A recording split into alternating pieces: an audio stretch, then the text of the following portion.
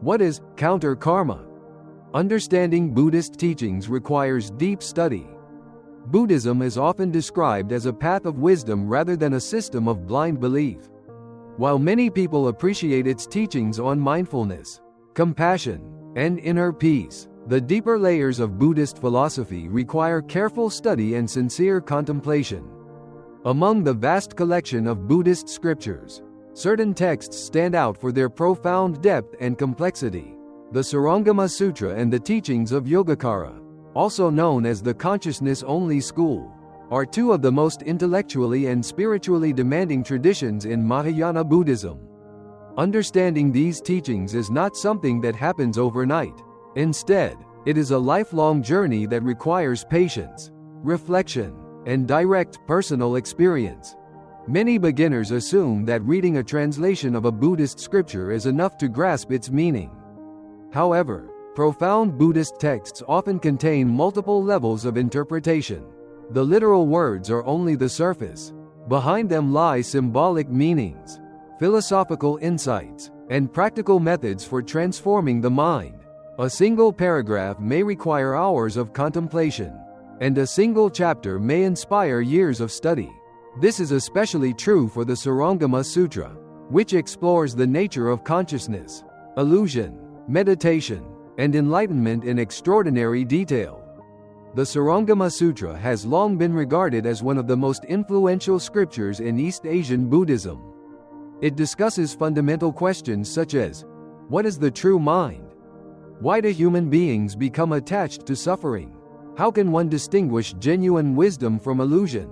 Rather than offering simple answers, the sutra guides readers through deep philosophical inquiry. Its dialogues challenge ordinary assumptions about reality and encourage practitioners to investigate the mind directly instead of relying solely on intellectual knowledge. Likewise, the Yogacara tradition presents one of the most sophisticated philosophical systems in Buddhist thought. Often translated as the consciousness-only school, Yogacara teaches that our experiences are deeply shaped by the workings of consciousness. It does not simply claim that the external world is unreal. Instead, it explains how perception, memory, habits, and karmic tendencies influence the way we experience reality. The famous concept of the alaya vijñāna, or storehouse consciousness, describes how countless past actions leave subtle imprints that later shape our thoughts, emotions, and experiences. These teachings are intellectually rich, but they can also be easily misunderstood. Without careful guidance, readers may mistakenly interpret consciousness-only philosophy as a form of idealism or believe that Buddhism denies the existence of the physical world altogether. Such misunderstandings arise when people focus only on isolated sentences instead of studying the entire philosophical framework. For this reason, traditional Buddhist education emphasizes learning from qualified teachers, examining commentaries, and engaging in thoughtful discussion with fellow practitioners.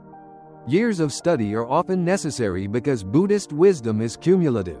Early teachings provide the foundation for later insights. Basic concepts such as the Four Noble Truths, dependent origination, impermanence, non-self, and karma must first become deeply familiar before more advanced teachings reveal their full significance. Skipping these foundations can lead to confusion, just as a student cannot understand advanced mathematics without first mastering arithmetic. A practitioner cannot fully appreciate profound Buddhist philosophy without patiently building a strong foundation.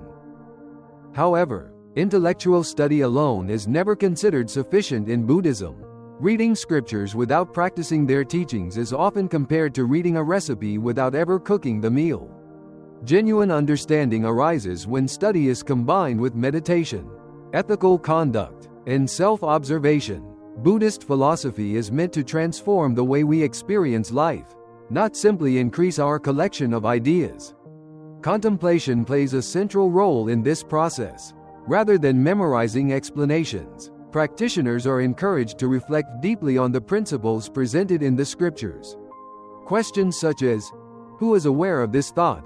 or "What is the true nature of the mind?" are not merely philosophical puzzles. They are invitations to examine direct experience. Through sustained contemplation, abstract concepts gradually become living insights.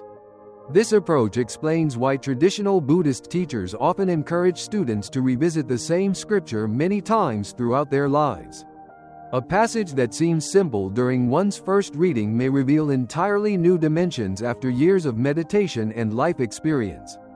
The text itself remains unchanged, but the reader's understanding continues to evolve. As wisdom deepens, familiar words begin to carry profound new meaning. Historical Buddhist masters repeatedly emphasized that realization cannot be borrowed from another person's explanations. Commentaries and lectures provide valuable guidance, but they cannot replace personal insight.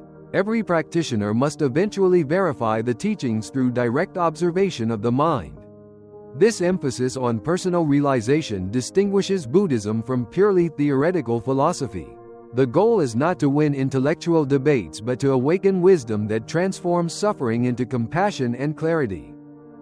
Modern readers often seek quick answers in an age of instant information. With countless videos, articles, and summaries available online, it is tempting to believe that profound teachings can be mastered within a few hours. While these resources may offer helpful introductions, they rarely capture the depth of classical Buddhist philosophy. Genuine understanding develops slowly through repeated study, meditation, careful questioning, and humble reflection. The Yogacara masters describe the path of learning as a gradual purification of perception. As attachment, ignorance, and habitual thinking begin to weaken, reality is seen with increasing clarity. This transformation cannot be forced through memorization alone. It unfolds naturally through disciplined practice and continuous contemplation. Every insight becomes the foundation for deeper understanding. Similarly, the Surangama Sutra repeatedly warns practitioners about the subtle traps of attachment, pride, and mistaken views. Even advanced meditators may become attached to extraordinary experiences or confuse temporary states of concentration with genuine enlightenment. Therefore, wisdom requires not only knowledge but also humility. The deeper one studies Buddhism, the more one realizes how much remains to be understood. Ultimately, profound Buddhist teachings invite us to embark on a lifelong journey rather than seek immediate certainty. Scriptures such as the Surangama Sutra and the Yogacara teachings reveal extraordinary insights into the nature of consciousness, perception, and awakening, but their true meaning unfolds only through sincere practice and careful contemplation. Real understanding is never achieved simply by repeating traditional explanations or memorizing philosophical terms.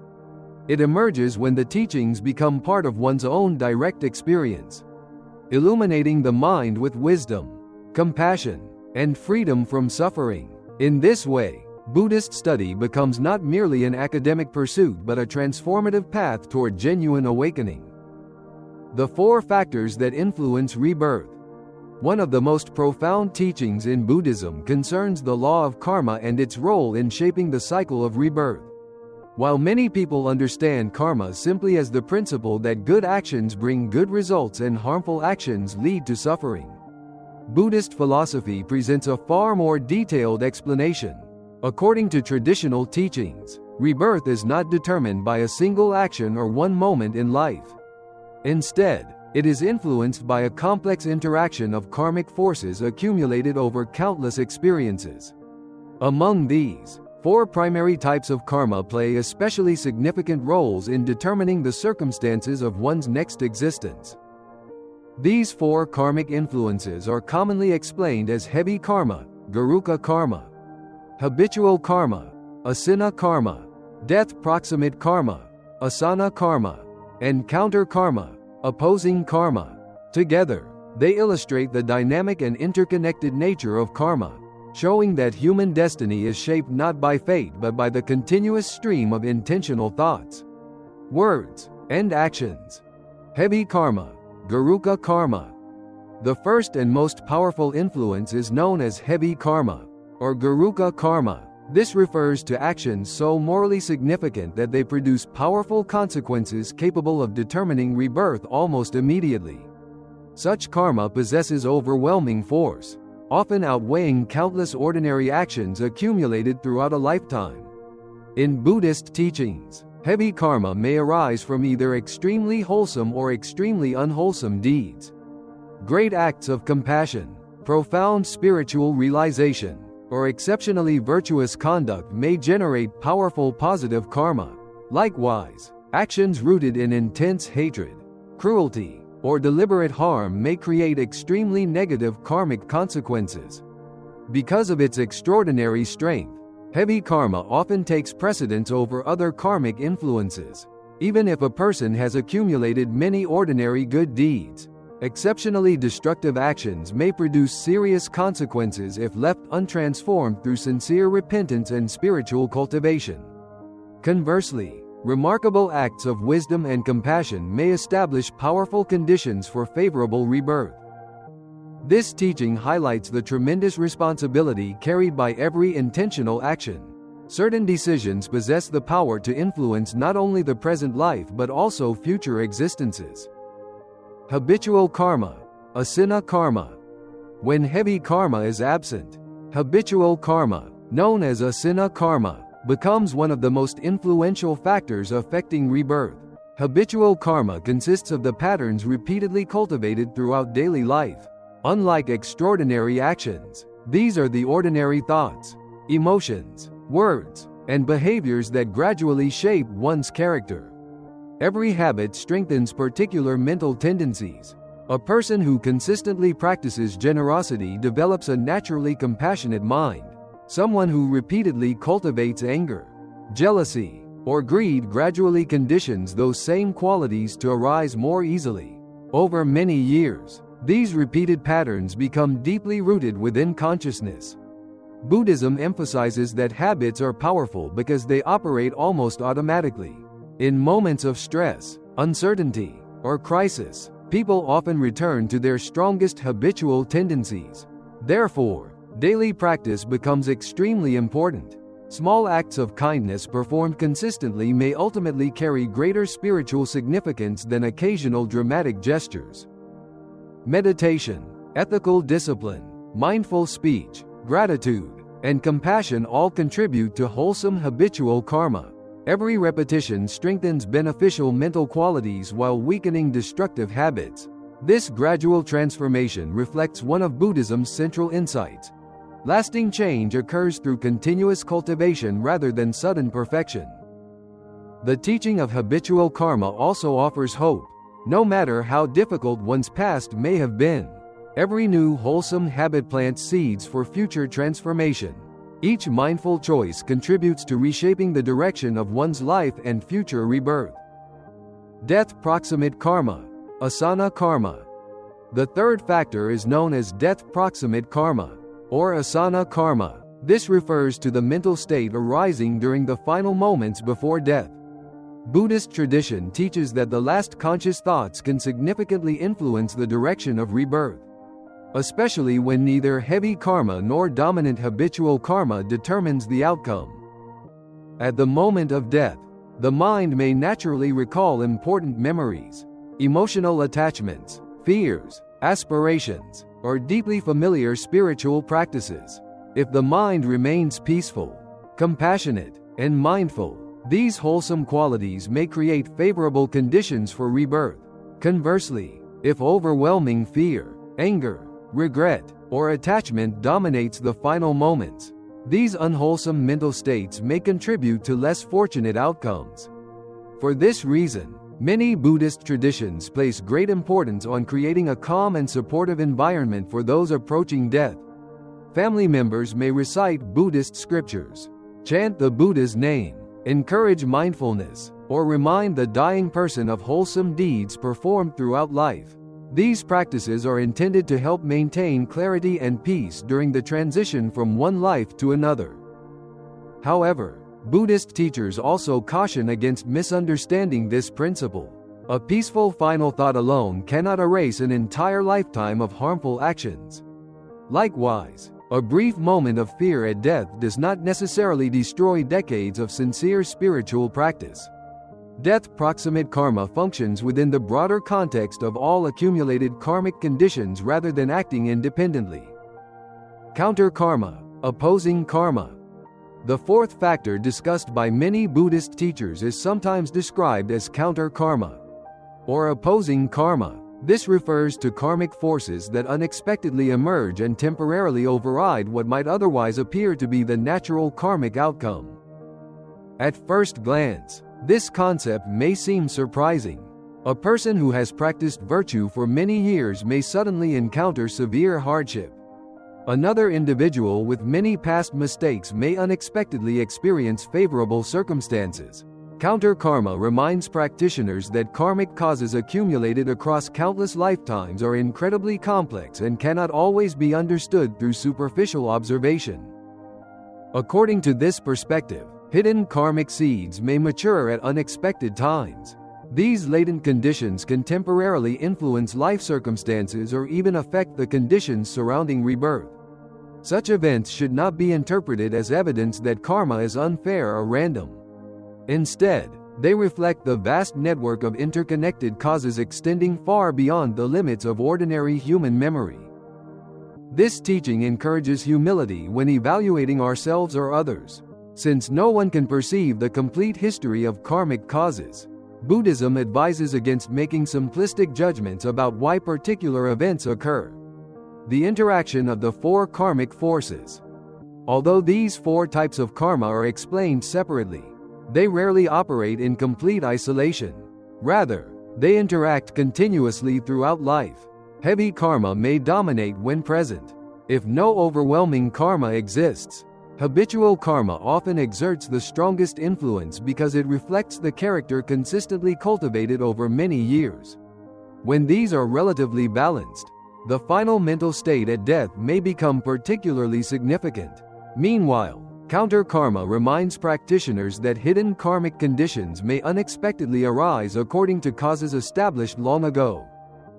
This framework demonstrates that rebirth is not controlled by destiny, chance, or divine judgment. Instead, it unfolds through the natural law of cause and effect operating across countless moments of intentional action. Living with awareness of karma. Understanding these four karmic influences offers practical guidance for daily life rather than merely satisfying philosophical curiosity. Since heavy karma is rare but extremely powerful, practitioners are encouraged to avoid actions that cause great harm while cultivating acts of exceptional compassion and wisdom. Since habitual karma grows through repetition, every ordinary moment becomes an opportunity for spiritual development. Since death-proximate karma reflects the condition of the mind, lifelong mindfulness prepares one for a peaceful transition at life's end. And since counter-karma reveals the complexity of karmic causes, humility and patience become essential virtues. Ultimately, the Buddhist teaching on the four factors influencing rebirth emphasizes personal responsibility and continuous self-cultivation. Every thought, every intention, and every action contributes to the unfolding stream of consciousness, rather than encouraging fear of the future.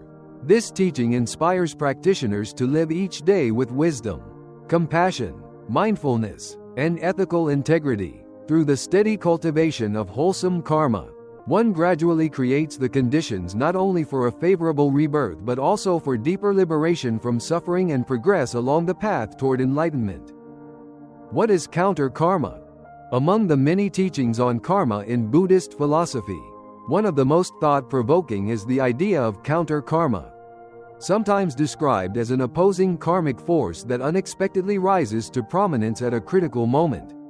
This concept reminds practitioners that the mind is dynamic and that the quality of consciousness at the moment of death can have profound significance.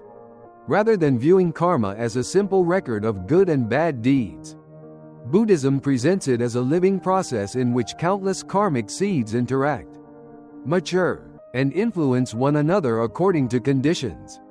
Counter-karma is often explained as a hidden karmic tendency that remains dormant for a long period before suddenly becoming active.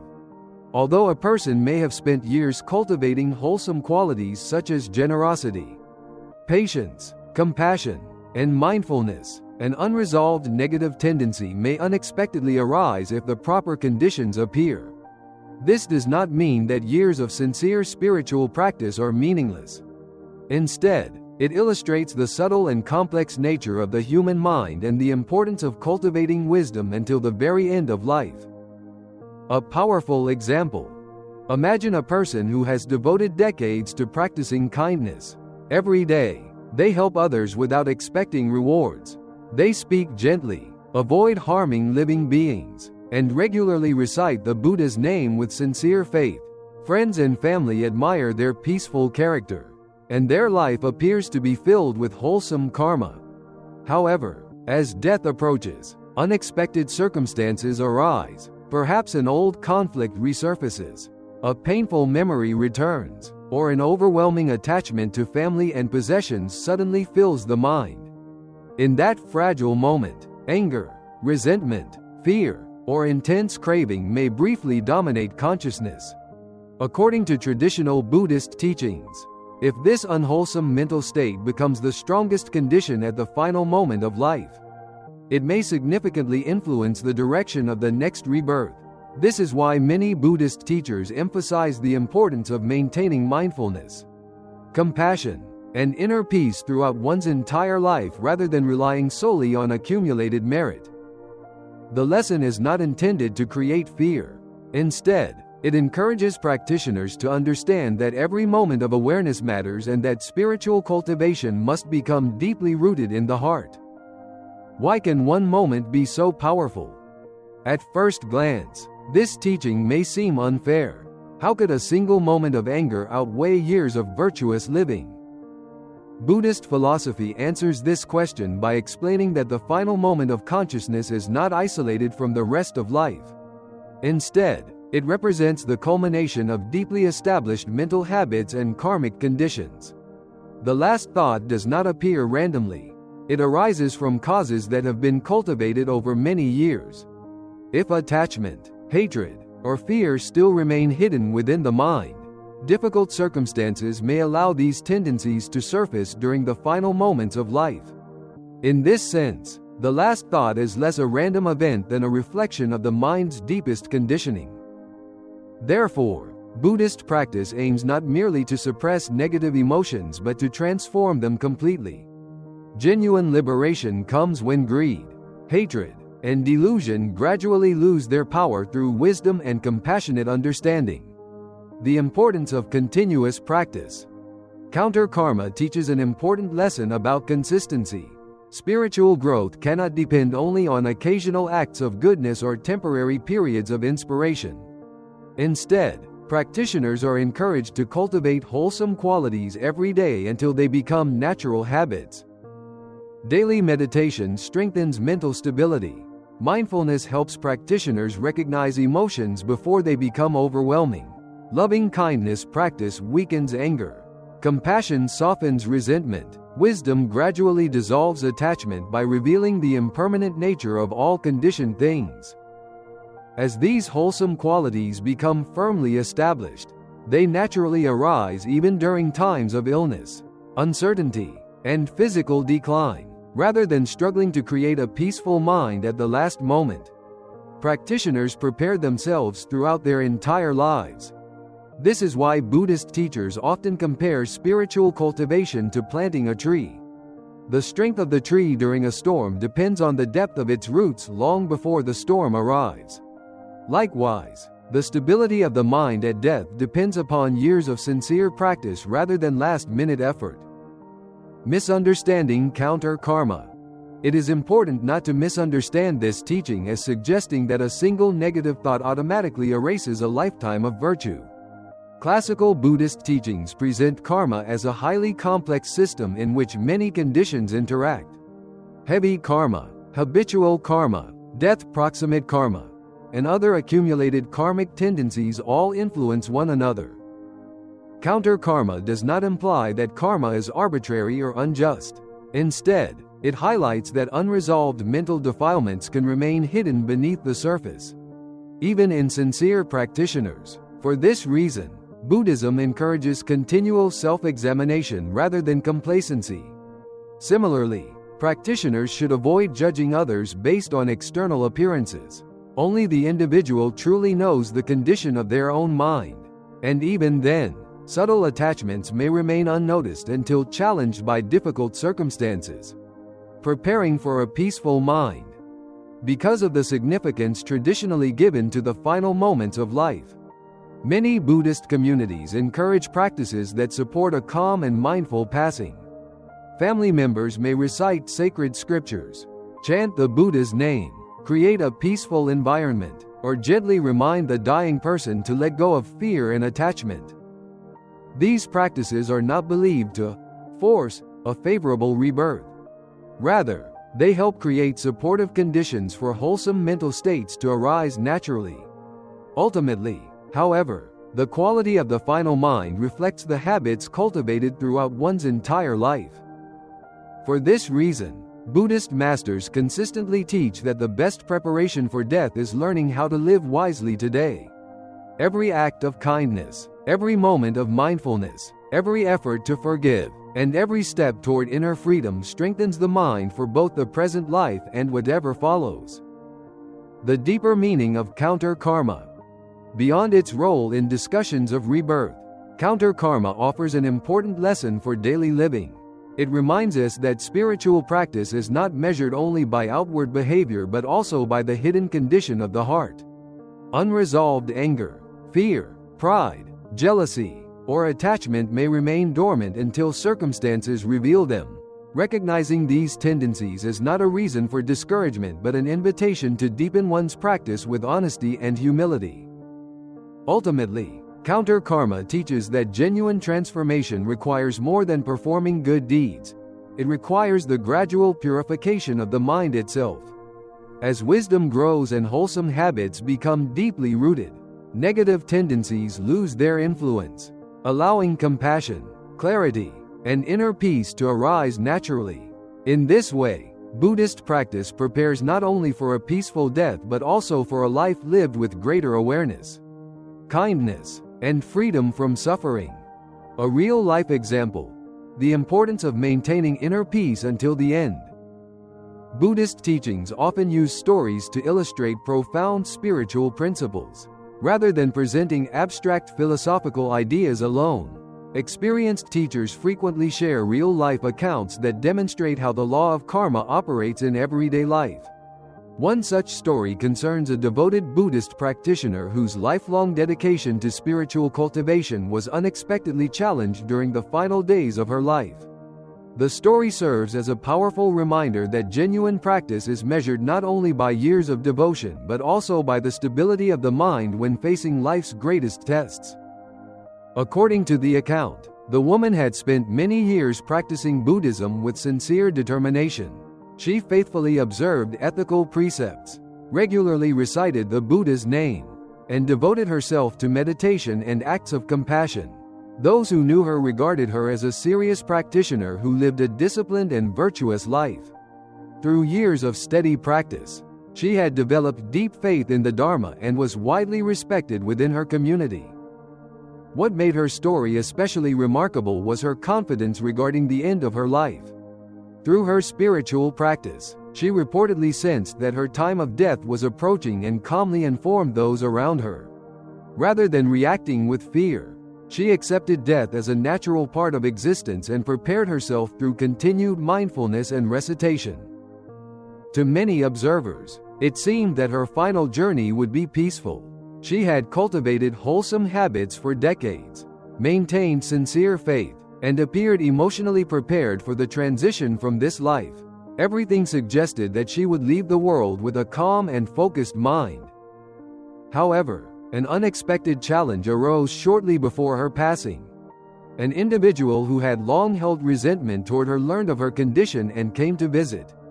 Instead of offering comfort or reconciliation, this person repeatedly insulted her, criticized her, and deliberately provoked painful emotions. Old conflicts that had remained dormant for years suddenly resurfaced. At first, the practitioner remained composed. She attempted to ignore the harsh words and continued her spiritual practice. Yet the attacks persisted. The repeated insults gradually weakened her emotional stability. Memories of past disagreements returned, and feelings that she believed had already disappeared began to re-emerge. Eventually, After enduring continuous provocation, anger arose within her mind. Although the moment was brief, Buddhist teachers explain that the appearance of intense anger at such a critical time carried profound spiritual significance. According to the lesson presented by the speaker, this final mental state became what is described as counter-karma, a dormant negative karmic tendency that suddenly gained strength during the last moments of life. The story is not intended to suggest that decades of sincere practice were erased by a single emotional reaction. Rather, it illustrates how deeply rooted attachments and unresolved emotions can remain hidden beneath the surface, waiting for difficult conditions to reveal them. Even after years of disciplined cultivation, the work of purifying the mind is not complete until wisdom has fully transformed habitual tendencies. This account also highlights an important principle found throughout Buddhist teachings. True spiritual development is revealed during times of adversity. It is relatively easy to remain calm when circumstances are pleasant and supportive. The greater challenge is maintaining compassion, patience, and clarity when confronted by hostility, injustice, or personal suffering. Many Buddhist masters compare spiritual cultivation to refining gold in a furnace. Fire does not create impurities, it reveals those that already exist. Likewise, life's greatest difficulties often expose attachments, fears, pride, or resentment that may otherwise remain unnoticed. Rather than viewing these moments as failures, practitioners are encouraged to see them as opportunities for deeper understanding and continued growth. The story also emphasizes the importance of forgiveness. Long-standing resentment, even when largely forgotten, may continue to influence the mind in subtle ways. Buddhist practice therefore encourages not only ethical conduct but also the gradual release of anger and attachment through compassion and wisdom. Genuine forgiveness is not merely an act of kindness toward others. It is also a means of freeing one's own heart from the burden of hatred. Another valuable lesson concerns humility. Even advanced practitioners are advised never to become overconfident in their spiritual achievements. The Buddha repeatedly taught that mindfulness must be maintained continuously because the mind remains subject to changing conditions until complete awakening is realized. Complacency can allow hidden defilements to remain unexamined, while humility encourages ongoing self-reflection and sincere practice. Importantly, this story should not be interpreted as a guarantee that one brief moment of anger will always determine rebirth. Classical Buddhist teachings describe karma as an extraordinarily complex process involving many interacting conditions, including heavy karma, habitual karma, death-proximate karma, and countless karmic causes accumulated over time. Individual stories are traditionally offered to illustrate moral and spiritual principles rather than to establish a universal rule applicable to every situation. The deeper message is practical rather than theoretical. Spiritual cultivation is not simply about performing religious rituals or accumulating years of practice. It is about developing a mind that remains steady, compassionate, and free from hatred regardless of external circumstances. Every challenge becomes an opportunity to strengthen patience. Every insult becomes an invitation to practice forgiveness. Every moment of difficulty allows wisdom to deepen. For this reason, Buddhist teachers often encourage practitioners to cultivate mindfulness not only during meditation but throughout every aspect of daily life. Ordinary interactions, family relationships, workplace difficulties, and unexpected disappointments all become opportunities to observe the mind and gently transform unwholesome reactions into understanding and compassion. Ultimately, the story reminds us that the path of Buddhism is a lifelong process of inner transformation. True progress is measured not by outward appearances or years of religious activity but by the growing stability of one's heart. When compassion becomes stronger than anger, patience stronger than resentment, and wisdom stronger than attachment, the mind gradually becomes capable of remaining peaceful even in the face of life's greatest challenges. In this way, spiritual cultivation fulfills its highest purpose, not merely preparing for the moment of death, but transforming every moment of life into an expression of wisdom, kindness, and lasting inner freedom. The root of Buddhist practice. When people first encounter Buddhism, they are often fascinated by stories of enlightened masters, deep meditation, miraculous abilities, or extraordinary spiritual experiences. Ancient Buddhist literature contains accounts of practitioners who developed remarkable meditative powers, sometimes referred to as supernormal abilities or spiritual attainments. These stories can inspire curiosity and admiration, leading some to believe that the ultimate goal of Buddhist practice is to acquire supernatural powers. However, the Buddha consistently taught that these extraordinary abilities are not the true purpose of the spiritual path. While certain meditative abilities may arise naturally for highly accomplished practitioners, they are considered secondary and should never become the object of attachment. The real aim of Buddhism is far more profound: the complete purification of the mind through the elimination of its deepest defilements. According to the Buddhist teachings, all suffering originates from three fundamental mental poisons: greed, lobha; anger or hatred, dosa; delusion or ignorance, moha. These three defilements are often called the three poisons because they continually give rise to suffering for ourselves and others. Every unwholesome action, harmful intention, and cycle of rebirth ultimately traces back to one or more of these deeply rooted mental conditions. Greed, the endless desire for more. Greed is far more than the desire for wealth or material possessions. In Buddhist philosophy, greed refers to every form of craving and attachment. It is the constant feeling that happiness depends upon obtaining something outside ourselves. People crave money, success, relationships, recognition, comfort, power, pleasure, and even spiritual achievements. No matter how much they acquire, the mind continues searching for something more. Temporary satisfaction soon fades, giving rise to new desires. The Buddha observed that this endless cycle of craving is one of the primary causes of human dissatisfaction. We suffer because we cling to things that are constantly changing. Wealth can disappear, health declines with age, relationships evolve, and even our own bodies cannot remain the same forever. Buddhist practice does not teach that possessions or success are inherently wrong. Instead, it encourages freedom from attachment. A person may enjoy life's blessings while understanding that lasting peace cannot be found by clinging to impermanent conditions. True contentment arises when the heart learns to appreciate what it has without becoming enslaved by endless desire. Anger, the fire that burns the mind. The second poison is anger, also translated as hatred, ill will, or aversion. Unlike greed, which constantly reaches outward in search of satisfaction, anger pushes away whatever it dislikes. Anger may appear in dramatic forms such as rage and violence, but it also manifests in subtle ways: irritation, resentment, jealousy, bitterness, impatience, or the desire for revenge. Even quiet hostility can disturb the mind and destroy inner peace. The Buddha frequently compared anger to holding a burning ember with the intention of throwing it at another person. Before it harms anyone else, it first burns the one holding it. This teaching reminds practitioners that hatred primarily damages the person who cultivates it. It clouds judgment, destroys compassion, weakens wisdom, and creates suffering long before any external consequences appear. For this reason, Buddhism places tremendous emphasis on cultivating loving kindness, metta, and compassion, karuna. These qualities gradually weaken anger by replacing hostility with understanding and forgiveness.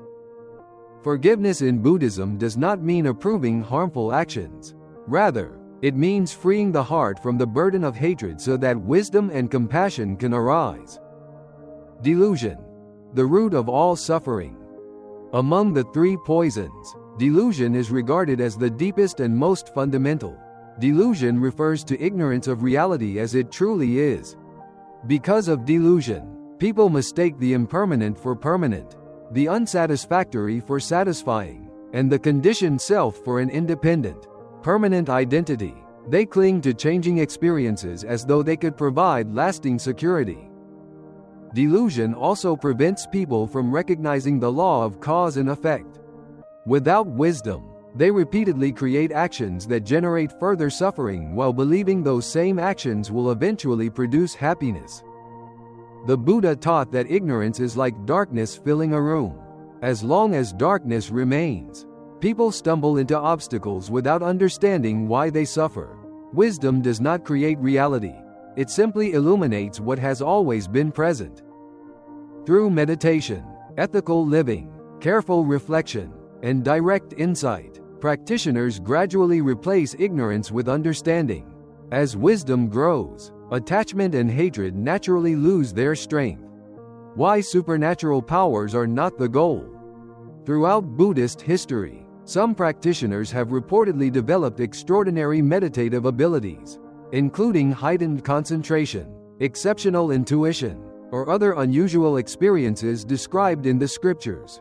Yet the Buddha repeatedly warned that these experiences should never become objects of pride or attachment. A person may possess remarkable abilities while still being controlled by greed, anger, and delusion. If these mental defilements remain, true liberation has not yet been achieved. Conversely, someone who quietly cultivates kindness, humility, wisdom, and compassion may possess no extraordinary abilities at all, yet be making genuine progress toward enlightenment. For this reason, Buddhist teachers consistently encourage students to examine the condition of their hearts rather than seeking impressive spiritual experiences. The question is not, have I gained special powers? The more important question is, have I become less selfish, less angry, less attached, more compassionate, more peaceful? These inner transformations are considered the true signs of spiritual development. Liberation through purification. The Buddha's teaching is fundamentally practical. Every meditation session, every act of generosity, every ethical decision, and every moment of mindfulness serves one purpose: gradually weakening the three poisons. When greed decreases, generosity naturally grows. When anger fades, compassion begins to flourish. When delusion dissolves, wisdom illuminates the mind. This gradual purification transforms not only individual thoughts but one's entire way of living. Relationships improve because kindness replaces resentment. Anxiety lessens because attachment weakens. Compassion expands because the boundaries of self-centered thinking begin to dissolve.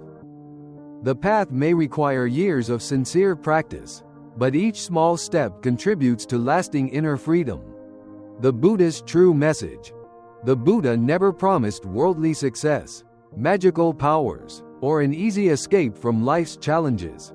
Instead, he offered something far more valuable: a path leading to freedom from the mental causes of suffering itself. Greed, anger, and delusion are not enemies existing somewhere outside us.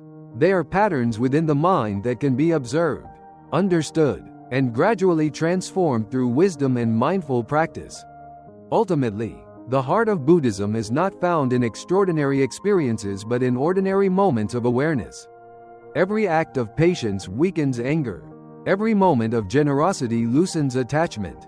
Every insight into reality reduces ignorance. As these three poisons gradually disappear, the mind becomes naturally peaceful, compassionate, and free. In this way, the Buddha taught that genuine liberation is not attained by acquiring supernatural abilities but by letting go of the very mental defilements that bind us to suffering. When greed no longer controls the heart, anger no longer clouds the mind, and delusion no longer obscures wisdom, true freedom arises, not as something gained, but as the natural state of a mind that has been completely purified. Supernatural powers are not enlightenment. Throughout the history of Buddhism, stories of extraordinary spiritual abilities have captured the imagination of countless people. Ancient scriptures describe accomplished meditators who possessed remarkable powers that appeared to transcend ordinary human limitations. These abilities, traditionally known as iddhis or supernormal powers, include phenomena such as clairvoyance, clairaudience, psychic perception, miraculous manifestations, and other extraordinary experiences developed through deep states of concentration. For many people encountering Buddhism for the first time, these accounts seem to represent the highest achievement of spiritual practice. It is natural to wonder whether enlightenment means acquiring supernatural powers or performing miracles. However, the Buddha consistently taught that such abilities, while they may arise through advanced meditation, are not the true measure of awakening. In fact, becoming attached to them can become another obstacle on the path to liberation. The central purpose of Buddhism has never been to develop extraordinary powers. Its ultimate aim is the complete liberation of the mind through the eradication of greed, hatred, and delusion, the three mental poisons that give rise to suffering. Without eliminating these defilements, even the most astonishing abilities remain within the realm of conditioned existence. Extraordinary abilities in Buddhist tradition. Classical Buddhist texts describe various supernormal abilities that may naturally emerge from profound meditative concentration. Among the most well-known are clairvoyance, the ability to perceive events beyond ordinary visual perception; clairaudience, the capacity to hear sounds beyond the range of normal hearing; psychic perception, including extraordinary insight into certain mental or karmic conditions; miraculous abilities, such as accounts of unusual feats described in traditional Buddhist literature. These descriptions have fascinated practitioners for centuries, yet the Buddha repeatedly emphasized that such abilities should never become the primary objective of meditation. They are regarded as possible byproducts of concentrated practice rather than the destination itself. Just as physical exercise may improve balance, flexibility, or endurance without those qualities being the ultimate purpose of health, advanced meditation may sometimes give rise to unusual experiences without those experiences constituting enlightenment. The danger of attachment. One of the Buddha's most important teachings concerns attachment. Attachment does not apply only to wealth, relationships, or material possessions. People can also become attached to spiritual experiences. A meditator who develops unusual abilities may begin to feel pride, superiority, or the desire for recognition. Others may admire or praise such abilities, reinforcing subtle forms of ego and self-importance. Ironically, experiences that appear highly spiritual can strengthen the very attachments that Buddhist practice seeks to overcome. For this reason, experienced Buddhist teachers often advise practitioners not to become fascinated by visions, psychic experiences, or extraordinary sensations during meditation. Such phenomena may occur, or they may not. Either way, they should be observed with mindfulness and allowed to pass without clinging. The true question is never whether remarkable experiences have occurred. The deeper question is whether greed has become weaker, compassion stronger, and wisdom clearer. Why powers do not equal enlightenment. Imagine two practitioners. The first possesses remarkable psychic abilities. Others seek advice from them, admire their unusual experiences, and speak of their extraordinary gifts. Yet inwardly, they still struggle with jealousy, anger, pride, attachment, and fear. The second practitioner possesses no supernatural abilities whatsoever. Their life appears simple and ordinary. They quietly practice kindness, forgive those who harm them, remain patient during difficulties, and gradually free themselves from selfish desires. According to Buddhist teaching, it is the second practitioner, not the first, who is progressing more deeply toward enlightenment. Why? Because enlightenment is measured by the condition of the mind rather than the possession of extraordinary abilities. If greed still dominates the heart, enlightenment has not yet been realized. If hatred continues to arise uncontrollably, liberation remains incomplete. If delusion continues to obscure reality, wisdom has not fully awakened. Extraordinary abilities cannot remove these defilements by themselves. The Buddha's own example. The Buddha himself is traditionally described as possessing extraordinary abilities.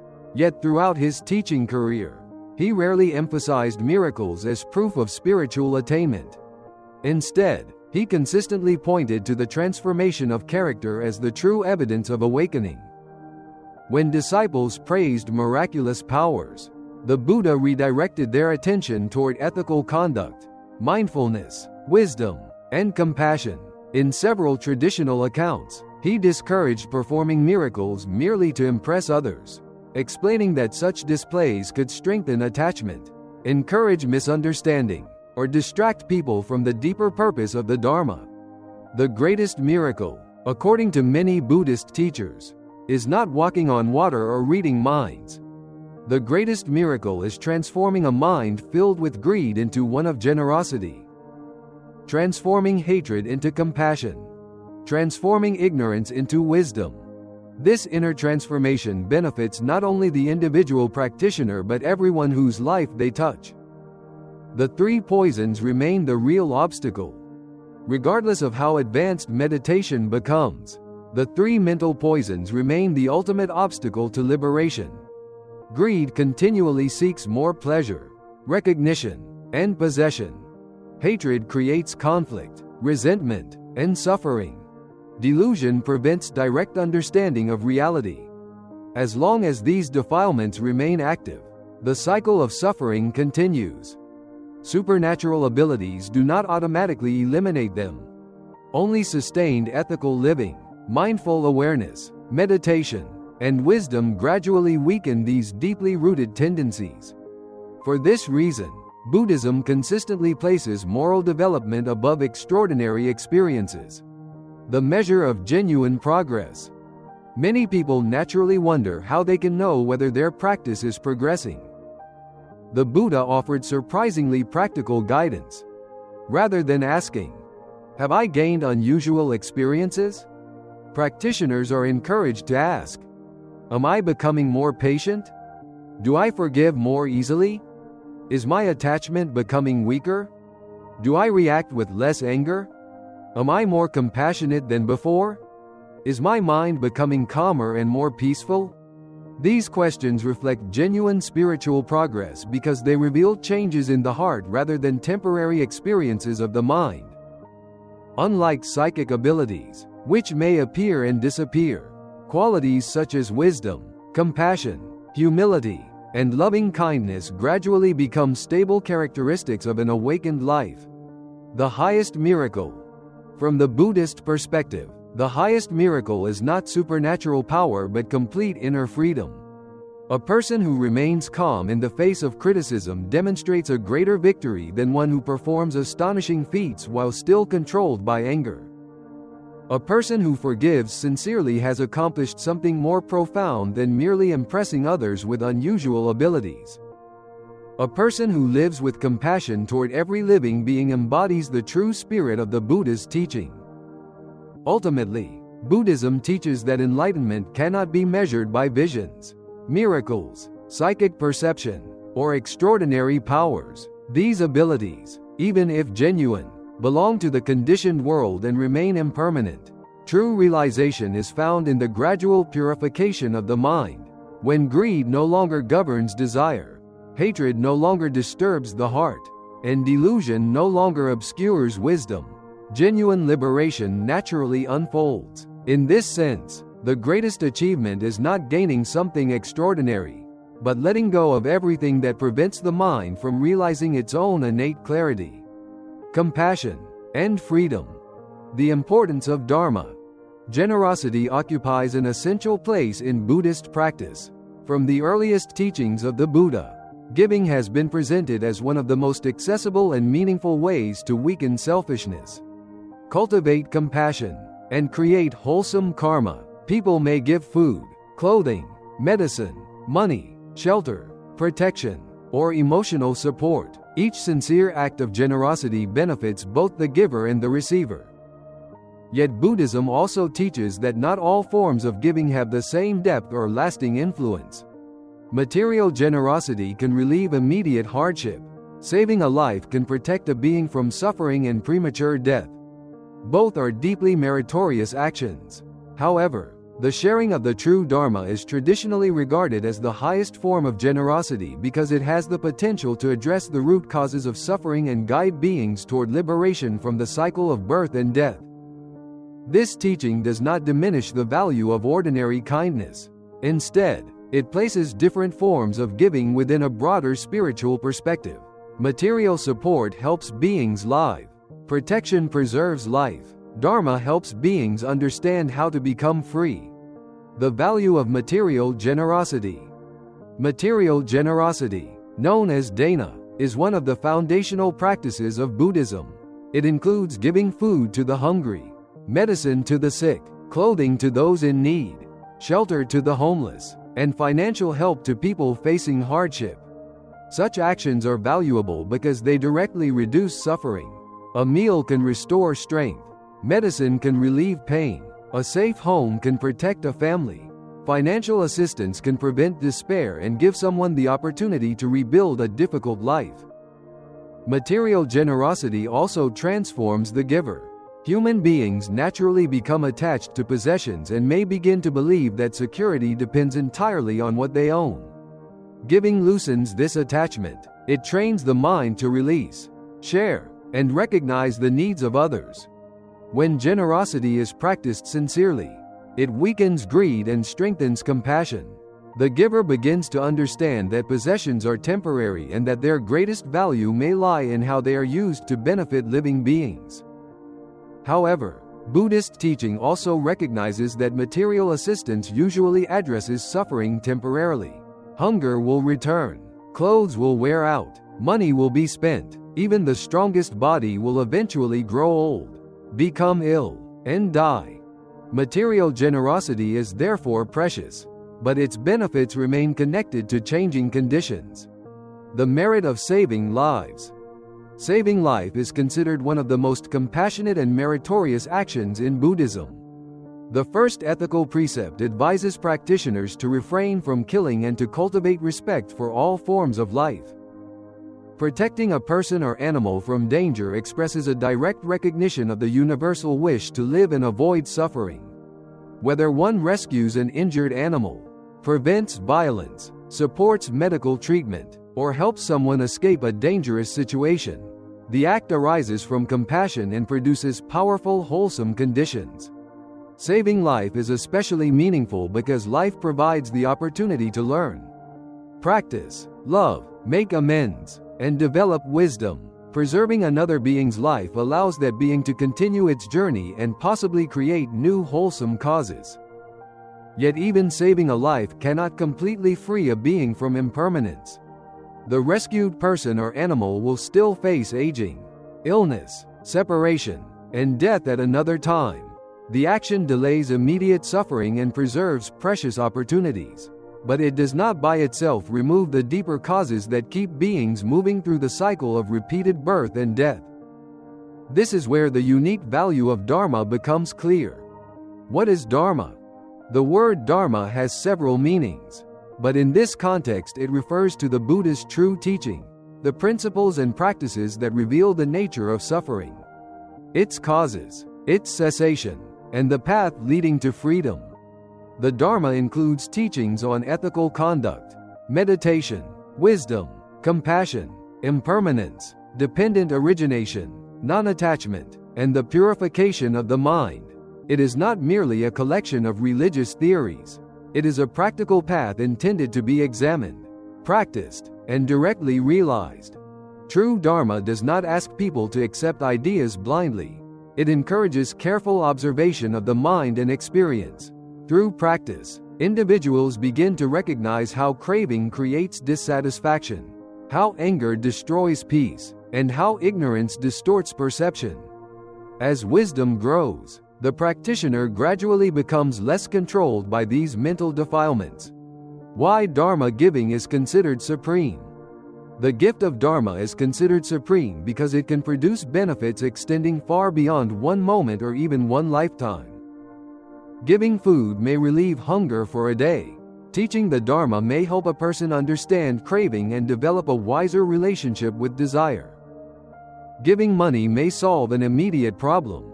Teaching the Dharma may help someone cultivate inner stability that remains even when material conditions change. Saving a life may postpone death.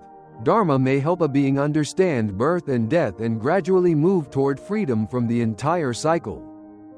For this reason, a traditional Buddhist teaching states that the gift of Dharma surpasses all other gifts. The reason is not that words are more important than compassionate action. Rather, authentic Dharma points toward liberation from the causes of suffering themselves. When someone truly understands and practices the Dharma, the benefit may continue to unfold throughout their entire life. That person may then share wisdom and compassion with family, friends, and future generations. One sincere teaching can therefore create a wide circle of positive influence. Sharing Dharma responsibly. Because Dharma is so valuable, it must also be shared carefully. Not every religious statement is true Dharma, and repeating teachings without proper understanding can create confusion. The speaker's emphasis on the true Dharma is important. Genuine Dharma should be consistent with wisdom, ethical conduct, compassion, and freedom from attachment. It should not be used to manipulate, frighten, control, or gain admiration. Those who share Buddhist teachings should study sincerely, acknowledge the limits of their understanding, and avoid presenting personal opinions as the words of the Buddha. Humility is essential because profound teachings may easily be misunderstood when separated from their wider context. Sharing Dharma also requires sensitivity. A teaching should be offered according to the listener's needs, capacity, and circumstances. Giving advanced philosophical explanations to someone in immediate distress may not be helpful. Sometimes the most skillful expression of Dharma is listening patiently, offering kindness, or helping with a practical need first. Therefore, Dharma giving and material generosity should not be seen as opponents. They can support one another. Dharma must be lived. The Dharma is not shared only through lectures, books, or formal teaching. It can also be communicated through the way a person lives. A patient response to anger demonstrates Dharma. An act of forgiveness demonstrates Dharma. Honesty in a difficult situation demonstrates Dharma. Calmness in the face of loss demonstrates Dharma. Compassion toward someone who is suffering may teach more deeply than a long philosophical explanation. When teachings are embodied in daily conduct, others can see their practical value. A person who speaks beautifully about compassion but behaves selfishly may weaken people's trust in the Dharma. By contrast, someone who quietly lives with generosity, humility, and kindness can inspire others without seeking recognition. The most effective Dharma teacher is therefore not merely someone who knows many scriptures, but someone whose life has been transformed by practice. Freedom from birth and death. In Buddhist thought, birth and death are not viewed as isolated events. They belong to samsara, the continuing cycle of conditioned existence shaped by karma, craving, and ignorance. As long as greed, hatred, and delusion remain, beings continue creating the causes of suffering and rebirth. The Dharma offers a path for gradually ending these causes. This is why sharing true Dharma is described as an act of profound compassion. It does not merely make a difficult life more comfortable. At its highest level, it shows the way beyond the forces that repeatedly produce suffering. However, freedom cannot be given like an object. A teacher can explain the path, but each person must walk it. The Dharma is comparable to a lamp offered in darkness. The lamp reveals the road, yet the traveler must still take each step. The highest form of giving. The Buddhist understanding of generosity is both practical and profound. Material giving relieves immediate needs and cultivates an open heart. Saving lives protects beings and preserves precious opportunities. Sharing true Dharma offers guidance that may transform the mind and lead toward lasting freedom. The highest practice does not require choosing only one form of generosity. A compassionate person may provide food, protect life, and share wisdom according to what the situation requires. When these actions are performed without pride or expectation, they become expressions of the same awakened intention. Ultimately, Dharma is regarded as the greatest gift because it teaches beings how to free themselves. It reveals that suffering has causes, that those causes can be understood, and that liberation is possible. By sharing this truth responsibly and embodying it through one's own life, a practitioner offers more than temporary comfort. They offer a path toward wisdom, peace, and release from the cycle of birth and death. The essence of practice. One of the most practical messages in Buddhist teaching is that genuine progress does not depend on memorizing countless scriptures or mastering complex philosophical theories. While studying the Dharma is valuable, knowledge alone cannot free the mind from suffering. True understanding arises when the teachings are applied directly to one's own experience. For this reason, many Buddhist masters emphasize that practitioners should seek the root principle of the Dharma rather than becoming attached to collecting endless information. The root principle is remarkably simple yet profoundly transformative. Observe the mind. Recognize what is wholesome and unwholesome, and gradually cultivate wisdom through mindful awareness. The first step is learning to recognize unwholesome thoughts as soon as they arise. These may appear as anger, jealousy, greed, fear, resentment, pride, or harmful intentions. Instead of allowing these mental states to grow stronger, practitioners are encouraged to gently replace them with wholesome qualities. Anger can be met with patience. Hatred can be transformed into compassion. Greed can give way to generosity. Fear can be softened by trust and wisdom. This process is not about suppressing emotions or pretending they do not exist. Rather, it is the conscious cultivation of healthier and more skillful states of mind. Over time, wholesome thoughts gradually become more natural. Kindness begins to replace hostility. Compassion arises more easily than judgment. Gratitude becomes stronger than dissatisfaction. As these wholesome mental habits deepen, the mind becomes increasingly peaceful and stable. Yet Buddhist practice does not stop there. Once the mind is predominantly filled with wholesome qualities, practitioners are encouraged to take another important step. Instead of becoming attached even to positive thoughts, they simply observe them with quiet awareness. There is no need to cling to pleasant experiences or identify with wholesome emotions. They are recognized as mental events that arise according to causes and conditions, just like every other phenomenon. This stage marks a deeper level of mindfulness. The practitioner becomes an impartial observer of the mind itself. Thoughts appear. They remain for a time. Then they naturally fade away. No effort is made to force them to stay or disappear. Through careful observation, one begins to see directly that every thought, whether pleasant or unpleasant, is impermanent. This insight is one of the foundations of Buddhist wisdom. By watching thoughts arise, change, and pass away, practitioners gradually realize that the mind is a flowing process rather than a fixed identity. Thoughts are not the self. Emotions are not permanent possessions. They are conditioned events that continuously emerge and dissolve. As this understanding deepens, attachment naturally weakens. The mind becomes less reactive because it no longer believes every thought must be followed or every emotion must be controlled. Instead, awareness remains steady while mental phenomena come and go like clouds passing through the sky. This simple yet profound practice of mindful observation gradually leads toward inner freedom. Rather than struggling against the mind or becoming trapped by its endless activity, practitioners learn to rest in clear awareness itself. Through patient observation, wisdom grows naturally, and with wisdom comes the gradual fading of greed, hatred, and delusion. In this way, the essence of Buddhist practice is not merely learning the teachings but allowing them to transform the mind until freedom arises from direct experience. Live teachings versus recordings. In the Buddhist tradition, the Dharma has been preserved not only through written scriptures but also through the direct relationship between teacher and student.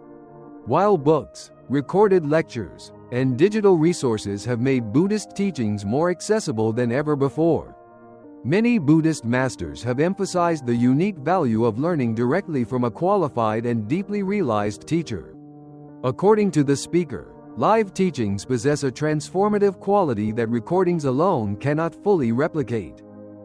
This does not mean that recorded teachings lack value. On the contrary, recordings have introduced millions of people to the Dharma and continue to serve as an important source of study and inspiration. They allow practitioners to revisit profound teachings repeatedly, reflect at their own pace, and learn from respected teachers across the world. For many people, recordings are the first step on the path of Buddhist practice. However, a live teacher offers something that extends beyond the spoken words themselves. A realized teacher does more than explain Buddhist philosophy. Through years of genuine practice, the teachings become embodied in their character, speech, and daily conduct. Students are not only listening to ideas, they are witnessing how wisdom expresses itself in a living human being. The teacher's patience, humility, compassion, mindfulness, and equanimity become silent lessons that often communicate more deeply than intellectual explanations. In a direct teaching environment, students also have the opportunity to ask questions that arise from their own practice. Every practitioner encounters different challenges. One person may struggle with anger, another with attachment, another with doubt or discouragement. A living teacher can respond according to the student's individual circumstances, offering guidance that is practical, timely, and appropriate for that particular stage of development. This personal interaction helps prevent misunderstandings that may arise when teachings are studied in isolation. The speaker also emphasizes that genuine spiritual realization can influence students in subtle ways that go beyond language. Throughout Buddhist history, practitioners have often described feeling inspired simply by being in the presence of deeply compassionate and peaceful teachers. Such inspiration is not regarded as a mystical transfer of enlightenment, nor does it replace personal effort. Rather, the teacher's example encourages confidence, strengthens faith in the Dharma, and demonstrates that inner transformation is truly possible. Seeing someone who has cultivated wisdom through decades of sincere practice can motivate students to continue their own journey, especially during periods of difficulty. In this sense, the teacher's life becomes a living expression of the Dharma. Nevertheless, Buddhism consistently teaches that ultimate realization cannot be handed from one person to another. A teacher may point out the path, clarify misunderstandings, and provide encouragement, but each practitioner must cultivate ethical conduct, meditation, mindfulness, and wisdom through their own direct experience. No teacher, however accomplished, can meditate or awaken on behalf of another person. Likewise, students are encouraged to approach teachers with both respect and discernment. The Buddha advised his followers not to accept teachings blindly simply because they come from a respected authority. Instead, the Dharma should be carefully examined, practiced, and verified through personal experience. A true teacher encourages inquiry, humility, and independent understanding rather than unquestioning dependence. In today's world, modern technology has become a valuable support for Buddhist learning. Books, podcasts, videos, and recorded lectures enable countless people to study the Dharma regardless of where they live. These resources should be appreciated as meaningful tools that preserve and spread the Buddhist teachings. At the same time, when the opportunity arises to learn from a wise, ethical, and experienced teacher in person, many practitioners find that the guidance becomes more vivid, personal, and transformative. Ultimately, the greatest lesson is that the true power of the Dharma does not lie merely in hearing words, whether live or recorded, but in allowing those teachings to transform the heart. A realized teacher can illuminate the path through personal presence and compassionate guidance. Yet liberation ultimately depends on the student's own sincere practice. When wisdom is lived rather than merely discussed, the Dharma becomes a living reality, capable of inspiring profound inner change that reaches far beyond words alone. Listening to Dharma changes karma. One of the most meaningful practices encouraged throughout Buddhist tradition is the regular listening to authentic Dharma. While meditation, ethical conduct, and mindfulness are essential aspects of the path, Listening to genuine Buddhist teachings provides the wisdom that guides every other practice. Without right understanding, even sincere effort may be directed toward mistaken goals. For this reason, the Buddha repeatedly emphasized the importance of hearing, contemplating, and applying the Dharma in daily life. According to the speaker, regularly listening to authentic Dharma does far more than increase knowledge. It gradually transforms the mind, reshapes habitual patterns, strengthens wholesome karma, and prepares practitioners to meet life's greatest challenges with wisdom and peace. Deepening understanding. The first benefit of listening to the Dharma is the gradual deepening of understanding. Buddhist teachings are not fully grasped through a single lecture or one reading of a scripture. Many principles reveal greater meaning as practitioners mature in both life experience and meditation. Each time the Dharma is heard with an open and attentive mind, familiar teachings may reveal new insights. A passage that once seemed purely philosophical may suddenly become deeply personal after facing suffering, loss, or personal transformation. This gradual unfolding of wisdom is why many Buddhist teachers encourage students to return to the same teachings repeatedly.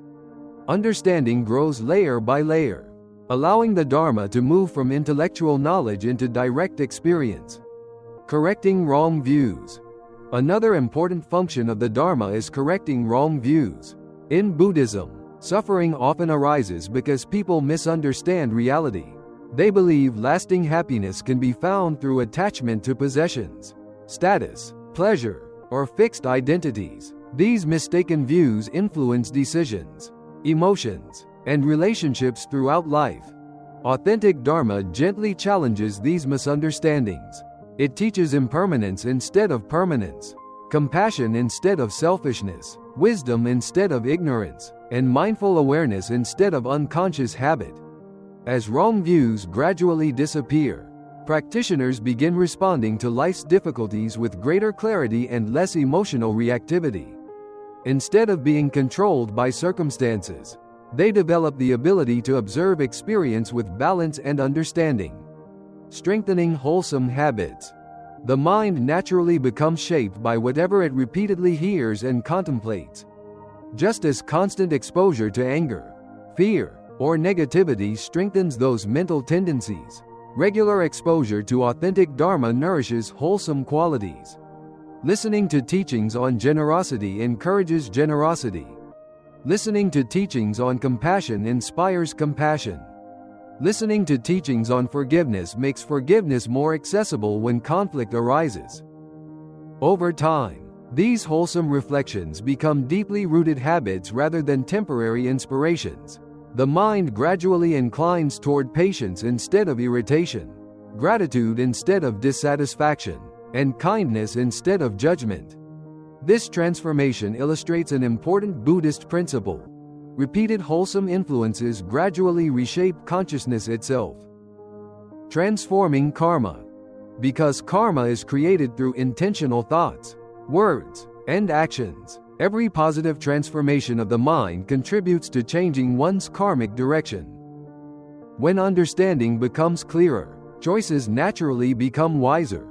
When wisdom increases, harmful actions become less frequent. When compassion grows, wholesome intentions become stronger. In this way, listening to authentic Dharma becomes an indirect but powerful means of transforming karma.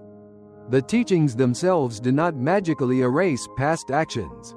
Rather, they change the way a person thinks, speaks, and acts from this moment forward. Every wholesome decision creates new karmic conditions that gradually weaken old patterns of greed, hatred, and delusion. Thus, the Dharma serves not merely as information but as a catalyst for inner transformation. Preparing the mind for death. The speaker also explains that regular exposure to authentic Dharma may reduce the influence of counter-karma at the time of death. This idea is based on the understanding that the final state of mind is strongly influenced by the habits cultivated throughout life. A person who consistently reflects on compassion, mindfulness, and the Buddha's teachings develops mental tendencies that naturally arise during moments of difficulty. Instead of reacting with panic, resentment, or attachment, the mind has been trained to return to wisdom and calm awareness. This does not imply that listening to Dharma alone guarantees a peaceful rebirth. Buddhist teachings consistently emphasize that ethical conduct, meditation, and daily practice remain essential. However, repeated listening strengthens right understanding and reinforces wholesome mental habits, making it less likely that destructive emotions will dominate the mind during life's final moments. Hearing the Dharma is only the beginning. The Buddha often compared the Dharma to medicine. Hearing the teaching is like receiving the prescription, but healing occurs only when the medicine is taken. Likewise, simply listening to Buddhist teachings without applying them in daily life cannot produce lasting transformation. Authentic listening therefore requires reflection and practice. After hearing the Dharma, practitioners are encouraged to examine their own minds, observe their reactions, and gradually embody the teachings through compassionate action, ethical living, and mindful awareness. Ultimately, regularly listening to authentic Dharma becomes a powerful force for inner change. It deepens wisdom, corrects mistaken views, strengthens wholesome habits, transforms karma through wiser choices, and prepares the mind to face both life and death with greater peace. As understanding matures through sincere practice, the Dharma ceases to be merely something heard with the ears. It becomes a living truth expressed through every thought, word, and action. In this way, the continuous study and practice of the Buddhist teachings gradually guide practitioners toward lasting freedom from suffering and the path of genuine liberation. Conclusion. The core message of Buddhist practice. The central message of these teachings is both profound and practical. A lifetime filled with generosity, ethical conduct, and sincere spiritual effort is deeply meaningful. Yet Buddhist wisdom reminds us that the training of the mind must continue without interruption. If greed, anger, or attachment remain deeply rooted, they may still arise under difficult conditions. For this reason, the true path of Buddhism is not measured only by the number of good deeds performed, but by the gradual purification of the heart itself. Every moment of practice is an opportunity to weaken the three poisons, greed, anger, and delusion, and to strengthen wisdom, compassion, and mindfulness. Good actions remain essential because they create wholesome karma and benefit others. But they become truly transformative when they arise from a mind that is increasingly free from selfish attachment. The Buddha repeatedly emphasized that liberation is an inner realization, not merely an outward display of virtue or religious activity. The Dharma serves as the guide throughout this lifelong journey. By studying authentic teachings, reflecting upon them, and applying them in everyday life, practitioners gradually correct mistaken views and develop greater clarity about the nature of reality. Meditation and mindful observation reveal that thoughts, emotions, and experiences are constantly arising and passing away. As attachment to these changing conditions weakens, the mind naturally becomes more peaceful and stable. Perhaps the greatest lesson is that spiritual practice is not reserved for meditation halls or sacred ceremonies. It unfolds in ordinary moments, in the choice to respond with patience instead of anger, with generosity instead of greed, and with understanding instead of judgment. Every challenge becomes an opportunity to cultivate wisdom, and every encounter becomes a chance to deepen compassion. Ultimately, Buddhism teaches that the mind we cultivate today becomes the mind we carry into tomorrow, and eventually into the final moments of life. By continuously nurturing wholesome qualities and remaining mindful until the very end, practitioners gradually transform their karma and move closer to genuine liberation. In this way, the path of the Buddha is not simply about preparing for death, it is about learning to live each moment with wisdom, kindness, and freedom, allowing every step of life to become part of the journey toward awakening.